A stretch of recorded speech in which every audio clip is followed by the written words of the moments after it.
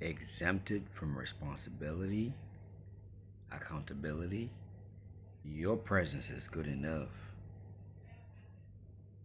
Exempted from all responsibility and accountability. Your presence is good enough. This is a modern day philosophy that is super toxic in women today. Now, I'm not saying that women don't work, they don't got no responsibility. They do, okay? But the level of responsibility that men have to shoulder the workforce, the physical work, the labor, the mechanics, the plumbers, the electricians, the level of responsibility demands also accountability. So when they're critiqued, they have to respond according to real life responses. Now, we hear about quarters, diversity quarters, where you have to have a certain amount of females. And I've been around these environments where women are hired purely because they're women, not based on performance reviews. And they have to accommodate that because, stockholders are not going to buy into a company if they don't have enough women in the company. So now, when you have a system that is not based on responsibility or accountability, you have entitlement because the individual feels invisible. The individual is not going to perform to the capacity. If I'm not going to be critiqued for my work to the hardest extent,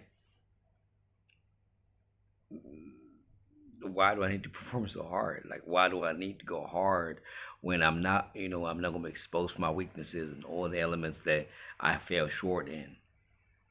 So this notion actually hurts women way more because what happens when there's a correction? Okay, those that are capable, those that have real talents, real skill sets. I'm not saying women don't got real skill sets, okay? But if you are being fluffed up, puffed up as to your position, and then now there's a correction, and we start to deal with what's the word? Essential work only. You may discover that you're not that relevant in society. Men that are fixing light poles are always relevant. Now you could say, well, AI is going to replace all of that. Robots, robotic engineering is going to change all of that. Fine, but for now, men are still needed. If when your surge is blocked, guys turn up. We don't have a bunch of women. So the whole responsibility and accountability deference works against women because when they're older, they want to lean towards more a soft life. Now, men are continuously performing this hard task. So when there's a correction of demand, it's basically saying prove your worth. Every now and then we have a moment that says prove your worth. Women are falling short, they're getting fired, being let go. In China, in any commercial industry, really, we're seeing that because industries are trying to make more profit because we live in a capitalistic society. So unfortunately, it's not working in women's favor. And if I was a woman, I would focus on skill sets.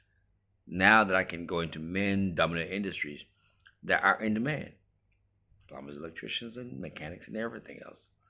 But because we puff up women so much in a way that they believe that their value, we puff up women so much so that they believe that their value exceeds a man.